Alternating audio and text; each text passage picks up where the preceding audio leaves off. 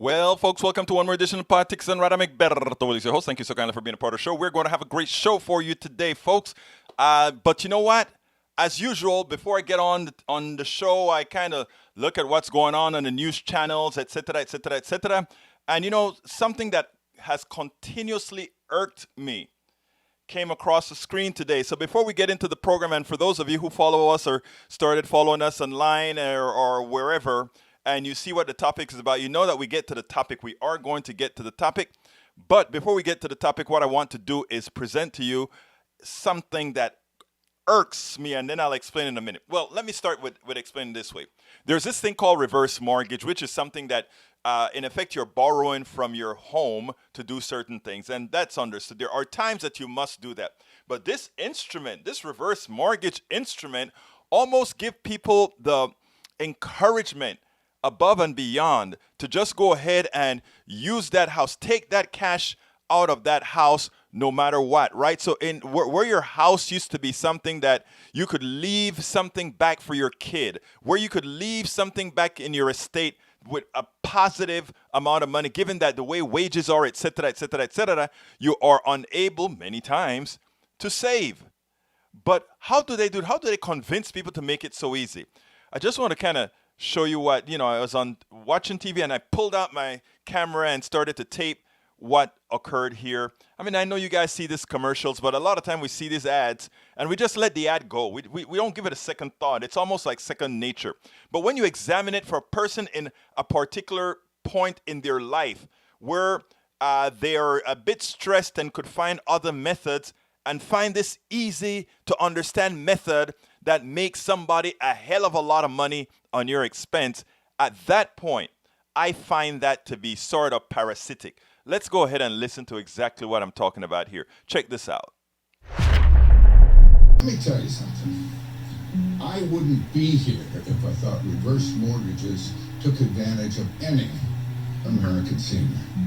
Or worse, that it was some way to take it home. Learn how homeowners are strategically using a reverse mortgage loan to cover expenses, pay for health care, preserve your portfolio, and so much more. A reverse mortgage loan isn't some kind of trick to take your home. It's a loan, like any other. Big difference is how you pay it back. With a reverse mortgage, you can pay whatever you can when it works for you. Or you can wait and pay it off in one lump sum when you leave your home. I'm proud to be a part of AAG. I trust them. I think you can too. Okay, so as you can see, nice sounding music in the background, and you have that great handsome guy that all you people that are going to be using reverse mortgages like Tom Selleck. Tom Selleck, that handsome stock man, comes out and he tells you, hey, you can trust these people that want to use your home to give you money. And you know what? It's still your home, and you don't have to decide how to pay for it now. Just when you leave your home, at that point, you can decide what you want to do. You know, you see how they couch it? They don't tell you, well, if you don't pay the loan back, we take your home. We take the home no matter what, right? Because most people are going to take out that money because they need it, that money to add to their cash flow. But after that, the home belongs to the bank. That's what happens. That is what happens. So, yes, that is what happens. Now, hey, Bruce. Bruce just says, do you remember the CNN finance guy saying to invest my money and let the kids pay for school with loans? Yes, I remember that. I think you and I had that discussion. I went ahead, though, and paid for my daughter's undergrad. Of course, she had to pay for her med school, but I wish I could have actually paid for her med school, but political activism isn't one that can do that, Bruce Pollard. But I know she understands that. She understood that. But you're correct. I mean, now here's the deal. I find reverse mortgages, especially the way they are marketed, to be very deceptive, because what it does is I've seen some of these commercials which have even encouraged people, have a vacation, go and do this. It's about taking your wealth away. And I have a this sort of feeling right now, especially since I'm going through some issues where our mother-in-law here is going to, going to be in in what they call a nursing home. And it was funny how quickly, when it comes to expenses, etc., the first thing they say is, "Oh, but wait a minute, you can take out a reverse mortgage to pay these inflated costs for healthcare, right?" Something that all these reasons why it shows all these reasons why we must have something called Medicare for all. Because the way the system is working right now, people, the way the system works right now, the whole idea is this: you accumulate, if you're lucky, that is, if you're lucky, you have a home, you're able to accumulate wealth, and that's great, right? So I have a home, I can accumulate wealth. But when you're doing this with the expectation that just maybe you will be able to transfer this wealth to your kid, right? Or your kids or whatever. But then you get sick at the end of life, you either drop dead quickly or you get sick. And there are several ways to handle that. Some people have within their budgets that they can buy that extended long-term care, but most people don't. And that is what's important for us to understand. It's not only that most people don't, it's that most people can't, right? They can't afford that.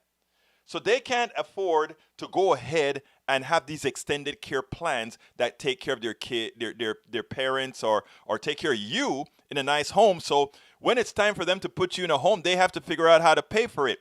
So whereas you are going to leave that home for them, they have to go do what? Take out what? Encouragement from this? Take out a reverse mortgage on that home and transfer your wealth to the corporatocracy who runs all these nursing homes at premium cost to make a hell of a lot of profit for the few who own the stocks in these nursing homes. It's a lucrative market, especially since baby boomers are coming out now. We, the baby boomers, we are coming, and we are going to need health care. So we are going to take all the small amount of wealth the baby boomers were, the majority of the baby boomers weren't able to acquire much, but the wealth that they acquired because they voted wrong, right? They voted for Reagan. They voted for all these politicians that wanted to lower their taxes and all these things they voted for. They voted for this, these boomers. Now their homes that should have been transferred to their kids is now at risk because their health care has to be taken care of when the kids can't. Then, of course, let's not talk about a different economy where the kids are not doing as well as their parents. You know, folks, it's a constant transfer of wealth. And the lack of Medicare for all is also going to cause that reality, right? So let's go ahead and get into the program. The title of the program today is The Inhumanity. Listen to me good. Forgot to change one of the pictures, but the inhumanity of America's healthcare defines our immoral economic and political leaders. Subtitle is Healthcare is an Afterthought in America. We care more about capital than humanity. We first ask how policy affects business before people. The inhumanity. It is important that we hold politicians and our economic leaders accountable for a healthcare system that kills for profit. We must express our narrative in graphic terms. You notice I said a healthcare system that kills for profit. I'm starting to want to use the graphic terms, people, because let me continue. We must express our narrative in graphic terms. They never fail to be graphic when they falsely accuse those of us supporting Medicare for all as socialists with expected results to be what we see in Venezuela. We must not fall for it. We must not take a knife to a gunfight. We must not. So it is imperative that going forward, as we move forward for a more humane healthcare system, one that doesn't take all your wealth away, one that doesn't take your house away from you, one that doesn't take your car away from you, one that doesn't take your dignity away from you. It is time for us to speak the truth to all those people who are snowed by commercials, by advertising like this. Before I go and play the other tape, I want to play this once again because this is something that nobody should feel good about. Let me tell you something. I wouldn't be here if I thought reverse mortgages took advantage of any American senior. Or worse, that it was some way to take it home. Learn how homeowners are strategically using a reverse mortgage loan to cover expenses, pay for health care, preserve your portfolio, and so much more. A reverse mortgage loan isn't some kind of trick to take your home. It's a loan, like any other. Big difference is how you pay it back. With a reverse mortgage, you can pay whatever you can when it works for you. Or you can wait and pay it off in one lump sum when you leave your home. I'm proud to be a part of AAG. I trust them. I think you can too. Oh, you can pay whatever you can when you can because it's not due till after you leave the house. In other words, it's not due until you're dead. And when all that money is owed, you know who pays it? Your home. Your kids don't then get what belongs to them. Okay, yesterday I did a show on what occurred in my house on Christmas Day when my mother-in-law got a massive stroke. And what I did is I condensed the portion of that into about a 15-minute piece that I want to play again because it was very important, and it's doing very well online. And I want, for a lot of our newcomers that come into the show every day, I want to make sure that you see that. So what we'll do is we'll go ahead and do this one for 15 minutes, and we'll come back. We'll do the blog of the week. We'll take calls. If anybody wants to call in, please call in. We are taking calls today. And so give us a call and we'll be more than happy to talk to you. But anyhow, let me go ahead and play Boomer Granny. Boomer Granny, let's get busy. Granny's Ordeal, an evil healthcare system cloaked in the trapping of beauty.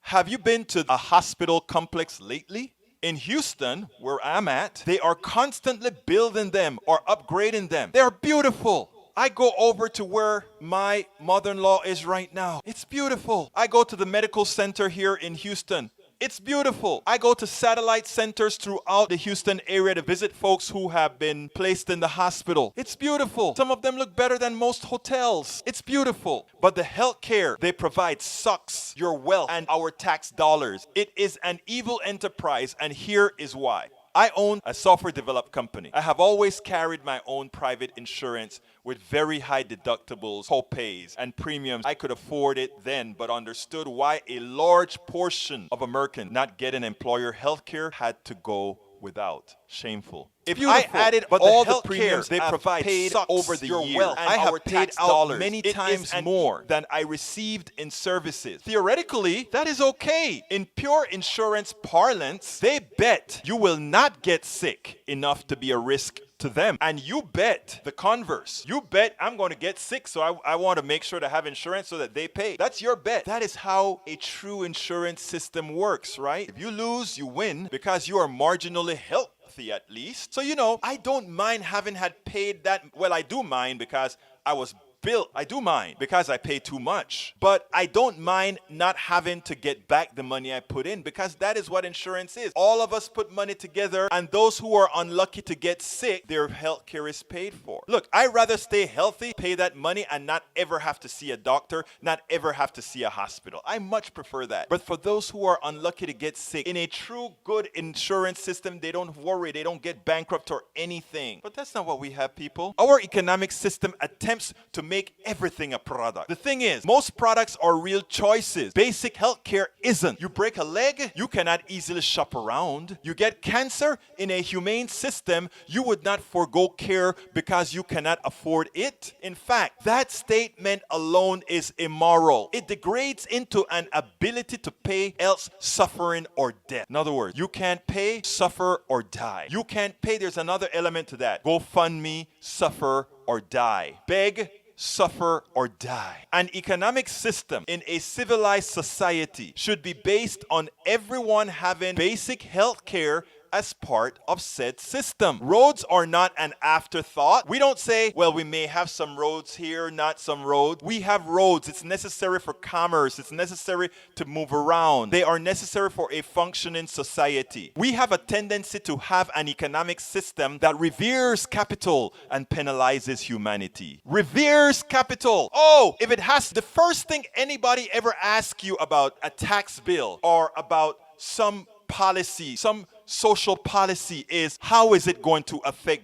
business? We never first hear, how is it going to affect human beings? How is it going to make everybody else's lives better? How is it going to make us a better society? You don't hear that. We first think capital, capital, capital. That's inhumane. That's immoral. But they don't want to cloak it that way. They want to cloak it as you want free stuff. No, we want an equitable society where all have equal access to success. That's all we want. That is all we want. We don't want free stuff. We don't want all these things. We want a society that functions and give everybody equal access to success. It was about 1:30 p.m. on Christmas Day. All of our family started arriving for our 2 p.m. meal. Linda, my wife, set the time. Everyone knows whether you are present or not, dinner is served. Dinner service will begin. This Christmas would be different, and it is life-changing. For Linda, it's life-changing. For me, it is life-changing. For the family, it is life-changing. For quite a few people. While taking a shower, Linda ran into the bathroom. My mother is not talking and her mouth is twisted to one side, she said. I'm calling 911. Granny was sitting on the couch catatonic. By the time I got to the room,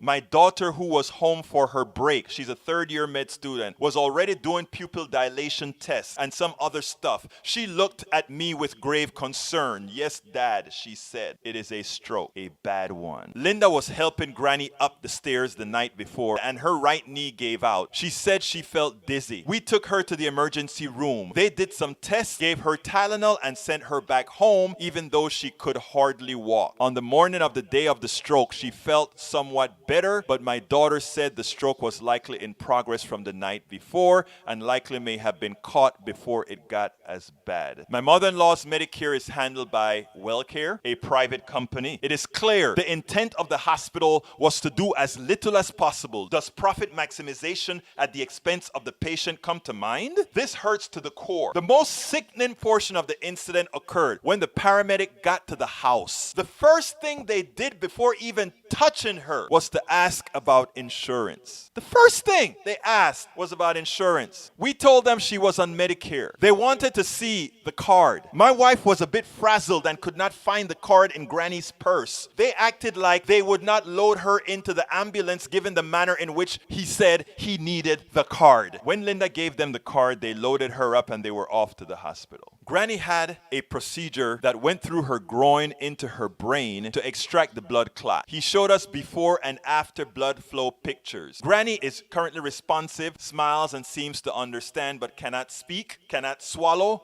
or cannot stand. The hospital says that it is all they can do and that the family must get her out of there and into a facility. Hurry up. Get her to hell out of here. That is our healthcare system. You're on your own, baby. At the most vulnerable time, at a time when I see even my wife in her full state, my wife has lupus, sometimes get catatonic sitting down thinking, what are we gonna do? My mother doesn't have any money. My mother doesn't have this. What are we gonna do? Granny is on Social Security, very small check as she had low-paying jobs, Medicare via WellCare, and no kind of senior care insurance. Most people that you know, 80 to 90% of Americans, I guarantee you, don't have insurance that covers extended care. You hope, you pray to God that you are not going to be that one who vegetates and have to be cared for whatever lifespan you have thereafter. You know, I tell you what, I'm going to digress from my narrative here. Personally, this is nothing on my wife or anybody else, but I wrote a DNR.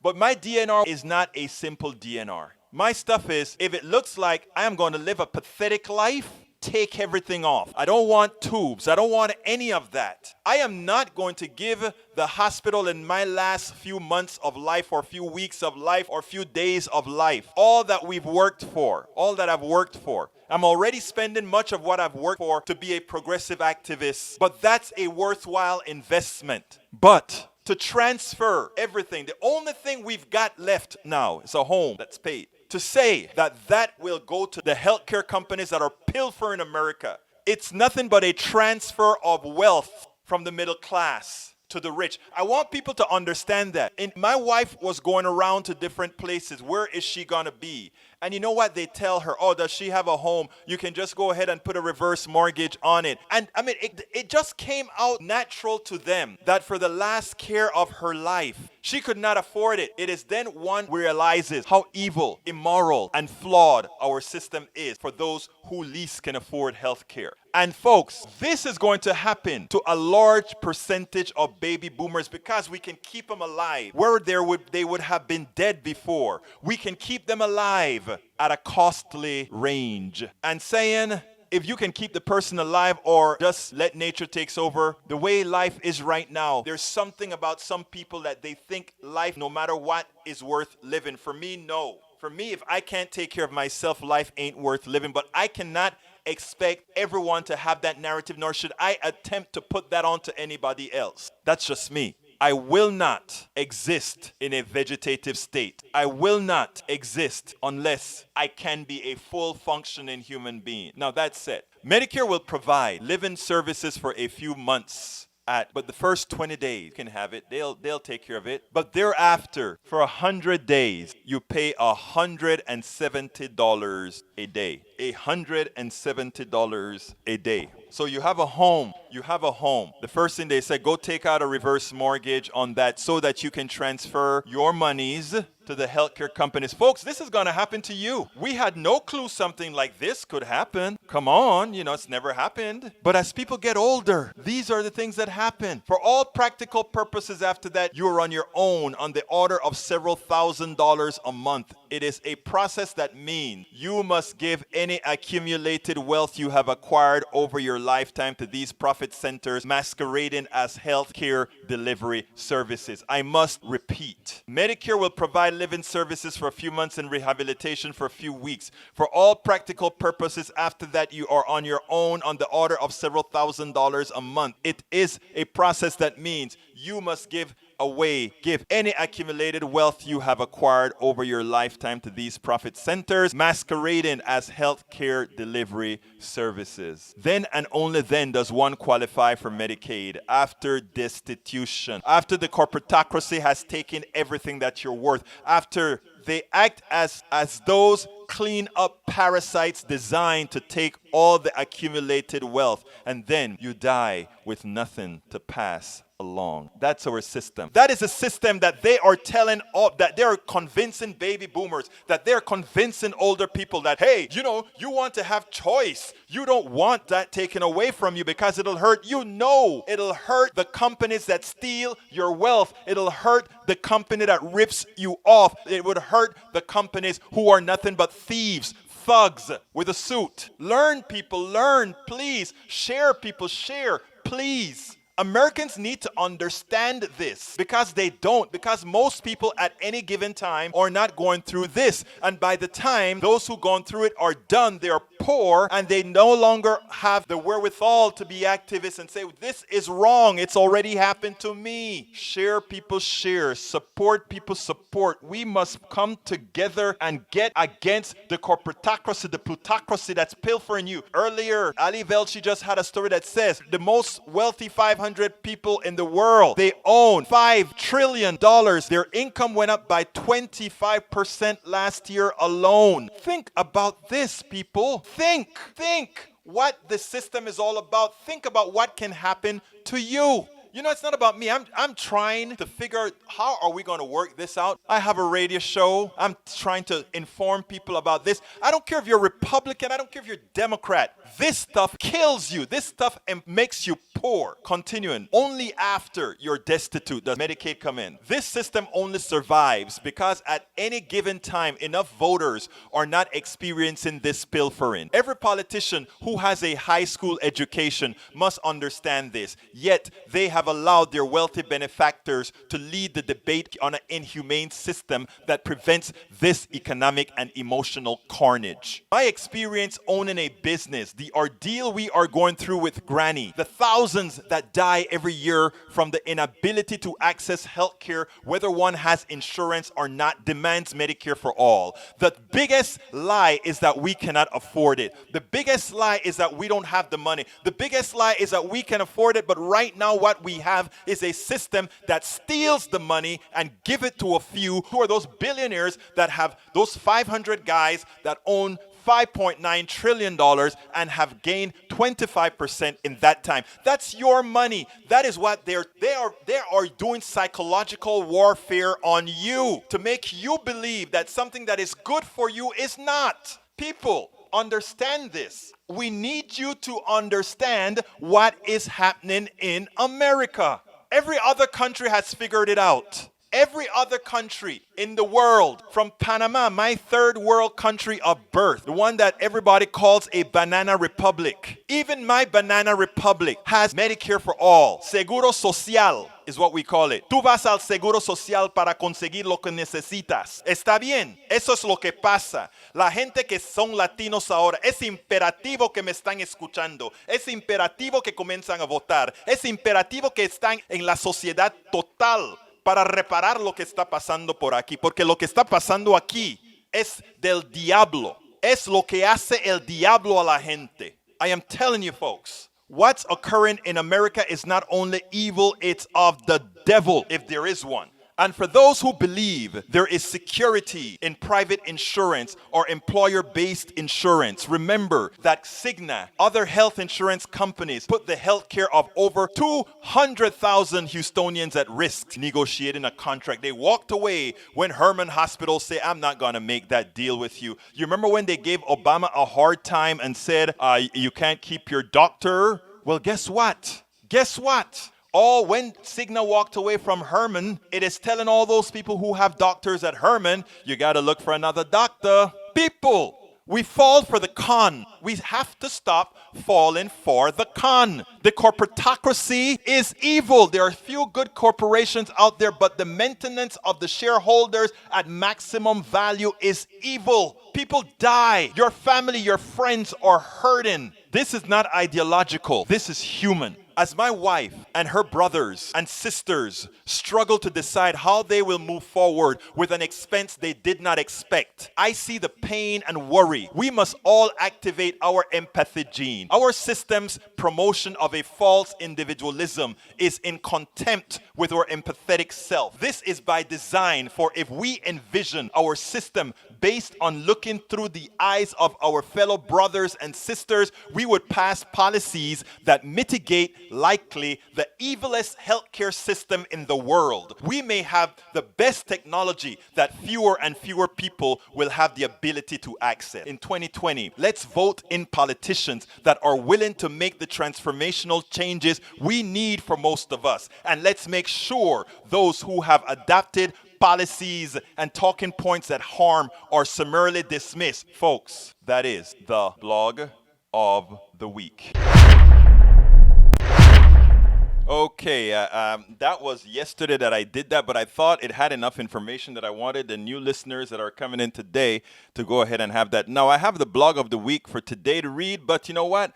Before I got to you guys, Mike Cisak and John and Ledo, I have a whole lot of stuff on the chat board that I want to go over. And folks, if you're putting chat things in different of our parties, please go ahead and come to go to Facebook /politics, facebook.com/politics done right. If you want me to see your comments or put the comment on YouTube, because I can see YouTube and I can see the Facebook comments on our page. I can't see the Facebook comments on the watch parties. But anyhow, let's go ahead and first of all, I want to talk to Pitchfork.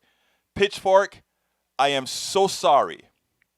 I am so sorry about your friend who died because they did not have insulin. They got to a GoFundMe and came up $50 short of the insulin and died because they couldn't afford their insulin. I'm so sorry to hear that. Get the pitchforks. Let me tell you something, people. Insulin is one of those stories that just shows you how corrupt, how evil our economic system, our healthcare delivery system is. Insulin is not on patent. Insulin is so old, there's no patent associated with insulin anymore.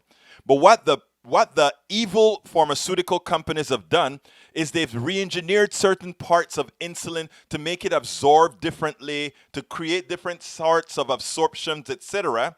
And then in doing that, it is still insulin, but with different delivery methods, they get a new patent.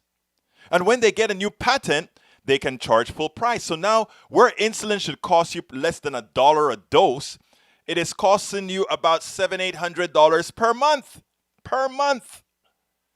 Most of that is profits going directly to the owners of the pharmaceutical companies. We can do something about this. First of all, they like to tell you the lie that, oh, if we don't allow pharmaceutical companies to rip people off, innovation is going to go away. That is crap. Government innovate in healthcare. Government gives the grant to universities that develop most of these drugs, and when these drugs look like they have a chance of success, the vultures come in, they buy it up for cheap, they market it, they do some more research to finalize it, market it, and sock it to you. And you know what? I don't mind that. Let's say they're socking it to you after marketing it. If at least they gave the government a return on investment. In other words, if given that the government was the initial investor, one would think that some of that profit would go back to the coffers of the government, which would be partially offset Medicare for all and all these other things that we need. But no. Notice what was the title of the show today. The inhumanity of America's healthcare defines our immoral economic and political leaders. In other words, both our political leaders and our economic leaders are immoral. The ones that don't support Medicare for all, I will say it again. Political leaders and economic leaders not supporting some type of Medicare for all are immoral, evil people. I will repeat that over and over again because it means they support the deaths of human beings. Now, Daniel Ledo and Mike Cisak had some interesting comments, and I want to address each one of them because each one of them needs to be addressed. Mike Cisak says, Democrats took over college loans, and so they are the ones screwing college students. That shows how misinformed we are with the system. I imagine, Mike, you said that you're saying that completely out of ignorance of what really occurred with Obamacare and how Obamacare handles student loans. Let me tell you how it used to be. Student loans from the government used to be that you would go ahead, apply for a student loan, you'll qualify for the student loan, a private bank would give you that student loan, they would manage that student loan at generally a higher price for the interest rate. That loan was guaranteed by the government. No matter what happened to that loan, if you defaulted on that loan, the government made you whole. But the interest that you're charging on that loan goes directly to your bank. So it was what you call the perfect existence of corporate welfare. You took the bankers took absolutely no risk in providing the loan. They made the interest profits from the loan, and the government was left holding the bag if you made a bad loan to somebody. So let's get that right. Democrats didn't take over the loans. Democrats went ahead and said, hell, if the private companies, we have to pay for their defaults anyway, why don't we give the loans? You should agree with that. Somebody who believe in conservative values, you should want that, Mr. Cisak. Okay, Mike Cisak then says, if we were able to save what I paid in FICA takes back 35 years ago when I first started working and saved that in 6% compounded IRA, I'd be a millionaire right now. I could take care of myself in retirement and pass that principle on to the family of charity. That's a possibility, Mike. If all the money you've ever paid into Social Security and you appreciate it, let's say at the 6% that you're talking about in an IRA, yeah, you would have $1 million over that time. But here's a caveat that you don't take into account. And a lot of people rarely take these into account, right? The first thing that you have to remember is this. You may be the lucky one that doesn't get sick and have to go into the hospital and pay the ridiculous fees that private healthcare charges, because that $1 million that you have, get into a particular type of accident, it is all gone. And since what you're saying is, in lieu of a safety net that is not dependent on cost of the individual, but the total cost of society, you would be screwed. So what I'm saying is, yeah, for an individual basis, you could possibly come out ahead, but there's a chance you could get screwed. In my economy, nobody has the possibility of getting screwed. That's the difference between honesty, morality, humanity, and individualism that can cause the deaths of many people. That's the difference. Okay. Let's go to Daniel. He says, sounds like Alberto is against a death tax. I knew he wasn't completely stupid. Oh, wow.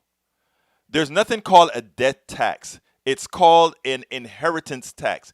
I believe in having an inheritance tax after a certain amount of money. And eventually, I think an inheritance tax graduated, meaning after you reach a certain amount of money, that delta amount of money should be taxed at 100%. Your inheritors didn't work for it. I believe in passing down some wealth, just not all. Because again, if we are going to have a meritocracy, mathematics precludes that from happening. It's basic math, brother. Basic math. Okay, only 3% of healthcare case is emergency care. The other 97% is a kind of healthcare where people are able to wait for the care and can shop around for the best service. Seems like Berto want to push healthcare. No, that is ridiculous. That statement is patently ridiculous.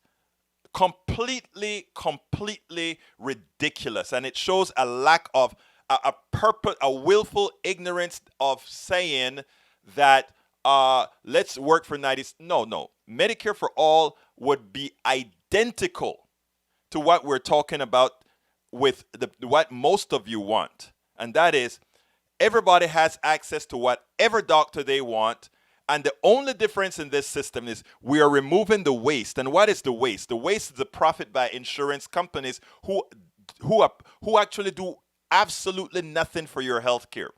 Insurance companies manage risk. You only have to manage risk if you want to use people's illnesses as a security instrument. Again, those of you who are Republicans like to talk like you know business. The only reason to have insurance companies is to capitalize on illness. And when you capitalize on illness, you then manage security. You manage your risk you securitize illness. And when you talk about these, tables, these, tables, not mortuary tables, but actuarial tables. All they're doing is treating healthcare as a security instrument. That's it. We don't need that. If we look at the risk of the entire country, all we need to know is how much taxes we need to put into the system to take care of all healthcare of the entire country. And if you believe that right now all the healthcare is being taken care of the country, then the rates by definition cannot go but down, because we remove the shareholder profit, the marketing, we remove all those costs. And when those costs are gone, people can really have the healthcare that they need. Mike Cisak says, the emergency room is a prime example of what Medicare for all would be like. Extremely expensive and waiting around forever. Why do you say that? On what basis are you making that statement?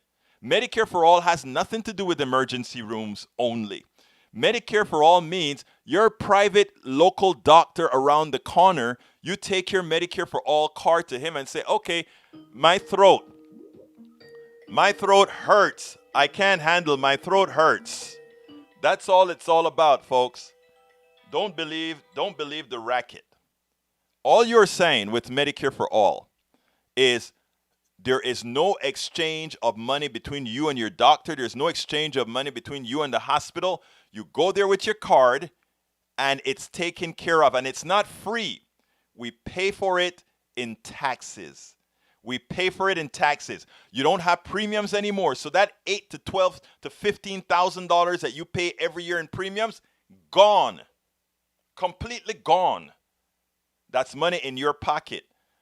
Some of that will go in taxes to pay for the whole thing. But since the entire cost has been dropped, that $15,000 is now $8,000. Folks, don't let them fool you. It is evil what they're doing. Okay, Daniel says, for your information, Egberto, you don't have the right to the labor of others. Well, I don't want to have the right to the labors of others, but I wish you would tell that to the corporations. If you take that, look at what I'm showing you on the board, look at what the corporations have done to humanity. Look at what the corporations have done to the average American citizen. They've taken your wages. It's not Egberto trying to take your wages. Look at your screen.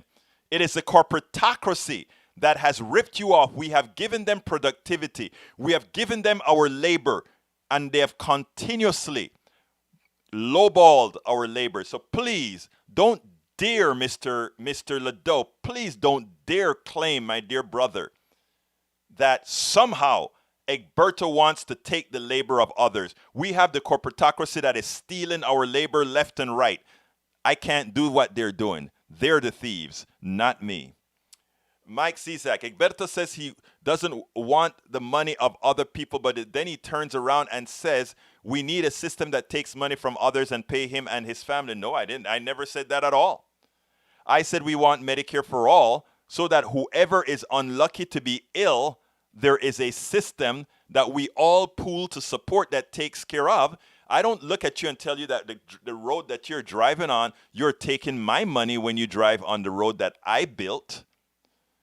In the days that I made a ton of money, I paid so much taxes it hurts. But I paid it willfully, thankfully, without a problem. So when you ride on that road, the same thing you just told me that I want to take your money, you're taking my money when you drive on my roads. Every day that you drive on my roads, you're using some of my money. But guess what, my brother Cisak? You're welcome. Keep driving on the roads that I built for you. Okay, Mike Cisak also said, $170 a day is cheap. Try $254 per day for Alzheimer's patients. Why should I feel guilty that somehow, whether they're ripping us off at $170, they decide to rip somebody else off at $254? The deal is, yeah, they're ripping people off at $254. They're ripping people off at $170. Those are companies that are stealing your wealth. What we have to do is change the paradigm, the indoctrination that's been in you that somehow this economic system is viable, fair, or the best that we can think of having. It's not. This is a very poor economic system that if you hit a particular patch, you're hurt. Okay, let's see. Mike Cisak, if the Democrats stealing people's money, then say they will give it back as long as you vote to. Oh, my brother Cisak, you should know better than that. That's beneath you. That is beneath you. Okay, Pitchfork. My friend died because he couldn't afford his insulin. He tried to do a GoFundMe. I think we did that one already. I am so sorry for your friend Pitchfork. My most sincere condolences. And you can't afford $1,000 worth of asthma inhalers. Look. Those asthma inhalers don't cost $1,000. That is us ceding the power to pharmaceuticals to kill us or extort us. I shouldn't say kill us. We have ceded the power to pharmaceuticals to extort us. By the way, it seems like I'm not going to have enough time to get to the blog of the week, but click on the blog of the week within the blog post for the show. Because the title of the blog of the week is wonderful. The title of the blog of the week is, I may be able to read pieces of it, but beforehand, I want to continue answering your questions. Okay, let's see. Egberto, you never answered my question about inflation caused by Medicare for All. That is because inflation is not caused by Medicare for All. Let me repeat. Inflation is not caused by Medicare for All. It's impossible. In fact, prices by definition will go down. If you have less expenses, you have less costs. If you have less costs and we are paying the cost blinded from the people itself, of course the cost goes down. There's no, I mean, everything that you hear about those types of things, Mike Cizek, they're lying to you because they want to convince you that Medicare for All somehow has intrinsic costs it doesn't have. Okay, pitchforks. Oh, well, he'd just die if he got real sick because he couldn't afford care. Then retirement would no longer be. That sounds like that congressman that time said, he went out one time and he said, Republicans want you to die. They want you to die quickly. And the truth of the matter is, that's pretty darn truth for the Republican politicians. I'm not talking about Republican people. Republican people are just many times misinformed by those that they follow. And those that they follow are generally very evil. If you take a look at the policies they support, they're evil. I'm sorry, they're evil. I'm not talking about my Republican friends now. I'm talking about the Republican politicians who know better, who have created a narrative to convince their people. That's who I'm talking about. Okay, John, I looked it up and they don't. Okay, let's say Pitchfork. Insurance companies are vampires. Actually, they're vampires, they're parasites, they're evil, all that good stuff, all correct. Bryn Stephens to Michael Ledoux. Exactly incorrect, Daniel. Our existing Medicare infrastructure is the most well-liked and financially efficient by far. Removing insurance companies reduces bureaucracy significantly. You know, I mean, the thing about it is, Bryn Stephens, thank you for being here. Welcome aboard. You have to have a mental block, an indoctrination state that you're in, that you can say, private insurance, you have to have all these costs. Medicare for a single payer means eliminating all these costs, but keeping everything else that pays the bills. Math tells you it costs less. It's simple math, right? It's not even that difficult. They have to make things convoluted to confuse people, to make them believe that there's something else that insurance companies do that they don't. Okay, Daniel says, come on, Egberto. We all know you want healthcare as a right. Of course I want healthcare right. Healthcare is a right. It would be the only right that requires the labor of others to secure. That's wrong. That's not true. If you listen to my narrative, I said, do you ask people to build roads? Do you say that about roads? Do you say that about water systems? Do you say that about canals? No, you don't. Did you say that about the ship channel? No. No. So therefore, how can you possibly say that is taking your labor away? That is, welcome aboard Dimitri OG. Welcome aboard Dimitri OG. Okay, it may be sad and tragic if grandma can't afford healthcare, but she has no right to the labor of others to extend her life. You missed the point. Her healthcare will be taken care of, but you missed the entire point.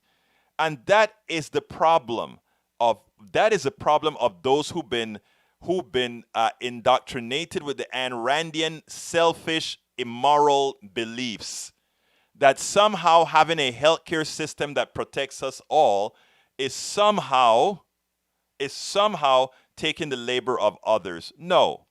Is we define what a society looks like. We define what labor is. We define all these things within the society. If you don't like it, go live on an island. But we understand that a society works if we all work together as a collective. That's how it works. Even America today works as a semi-collective. That's the fact. That is a fact.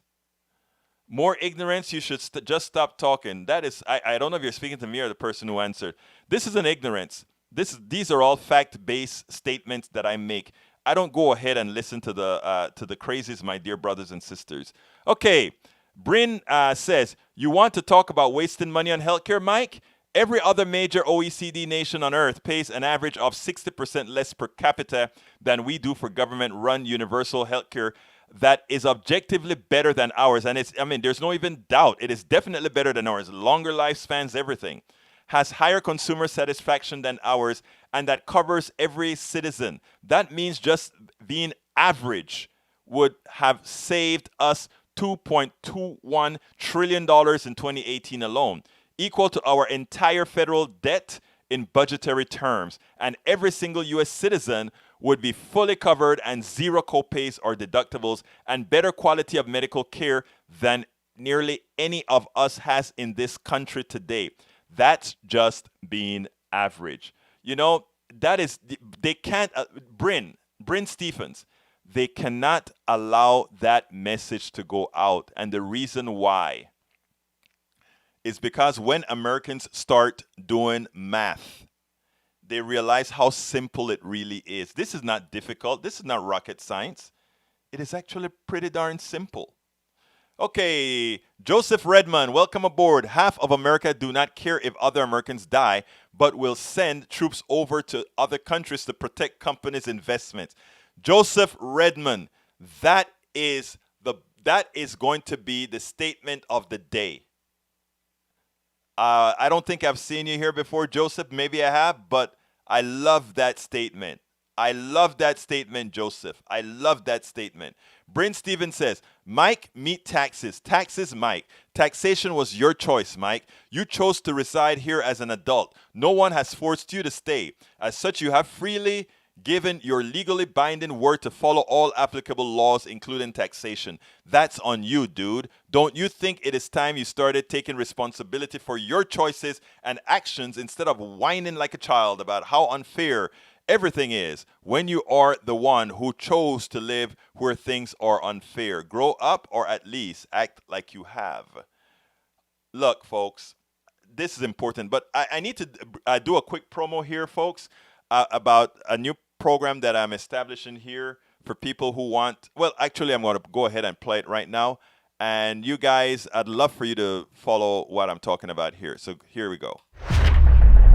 Have we got an offer for you? But before, stick with me for a second. Why is independent media important? Why is independent media necessary? Let me tell you a quick story. I went out with a few couples today, and one of them brought two of their kids. The father was German. The kid went to Germany over the summer to brush up on their German and also to get what's called some sort of a certificate to allow them to go to college after they graduate. Well, guess what? That American kid that has dual citizenship can go back to Germany and they get a free college education. In Germany, they also have a true universal health care, pretty darn close to Medicare for all. No bankruptcies or anything that you see that we have here. By the way, if you're an international student, you can go to Germany and get educated for free. Nobody asks you for your papers. Nobody asks if you're an undocumented worker. The things that we consider the fringe here, elsewhere, people are happier in providing these services. But you'd never know that. Over here, we tell people through our own media that if you want those things, you are on the fringe. If you want those things, you just can't have it. We can't afford it. Well, lesser countries like Brazil and Argentina and Germany, all these countries, successful countries, allow these things. Why is it not possible in America? Because we don't have a strong independent media. We're developing that now. We understand that you cannot get the thing that we want unless people are informed. People are scared now. They cannot believe that these things can be had because they don't know. Our corporate-driven media makes sure that we don't know. Now, bringing it back home, one of the reasons that we are doing this, an independent media network, Politics Done Right, is to help be a part of changing that paradigm. We need you to be a part of that. And so we try all kinds of things to get people involved in supporting an independent media that is going to make a difference. Starting a new year, let's have an offer. Let's give our readership, let's give our listenership, let's give our viewership an offer. All those who become subscribers in the next few days, they will appear on our front page as long as they're subscribers on a rotating basis. And if you take a look at the screen to the left, that is what our front page looks like. We are creating the independent media warrior. What that means is you are the ones that are going to propel independent media. Let me give you a little close up. That column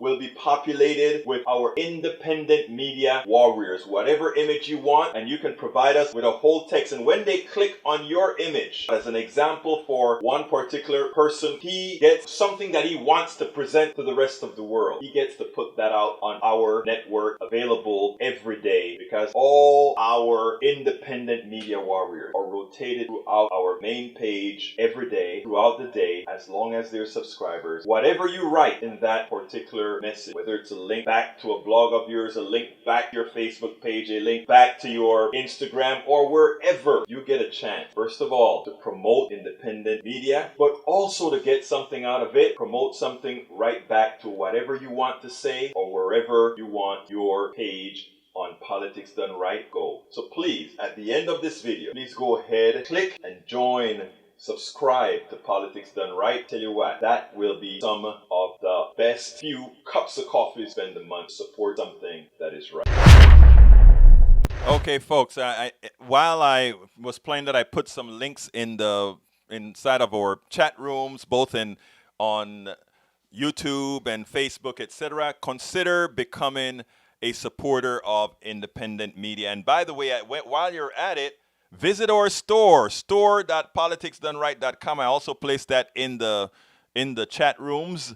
So store.politicsdoneright.com. What are we featuring? We're featuring our good old t-shirt. I support independent media. I support independent media. Let folks know about you supporting something that is very important, that's going to educate us, so that the info coming from the right wing, that negative info that continues to make us poor, that we can supersede that which is hurting us all. And for those of you who love Andrew Yang, you remember Andrew Yang said, I bet you guys thought I wasn't going to be here. Well, we also have the Andrew Yang t-shirt at store.politicsdoneright.com, store.politicsdoneright.com, that has him saying, hey, America, I know you're wondering, you can't believe that I'm still here or something like that. He said, we have that t-shirt. And of course, we're in impeachment time. So I'm saying, hey, guess what? Nancy Pelosi, we have this t-shirt with Nancy Pelosi saying, or rather with Donald Trump begging Nancy Pelosi not to impeach him. So please go ahead and consider these particular t-shirts, or we have a whole lot of other t-shirts, books, what is it? What do you call it? Here we go. We have the Politics Done Right cup, mug. We have all kinds of things out there. So go to store.politicsdoneright.com. Support progressive, independent media. That's the only way we're going to get it done, folks. That is the only way we're going to get it done. We're coming to the end of the program. I want to thank all of you guys who gave some prescient statements. And look, thank you, Dimitri. OG, I know, the deck is stacked against us, but you know what, Dimitri? I am a people's person, that I believe that we can get the grassroots to get up. That's what we're going to do. And likewise, we are going to, so Dimitri, thank you. Mike Cesek, thank you for being here. Daniel Ledoux, thank you for being here. Bryn Stephens, thank you for being here. Let's see, we also have we have Kathleen Marine Morgan. I didn't even see you on top. Bruce Ballard, thank you very much for being here, Bruce. Karen Andreessen, thank you so kindly for being here. And several others. If I miss you, Pitchforks, of course. If I missed you, forgive me. But, we have a whole lot of messages and mixed in this plan. Bryn Stephens, welcome aboard as well.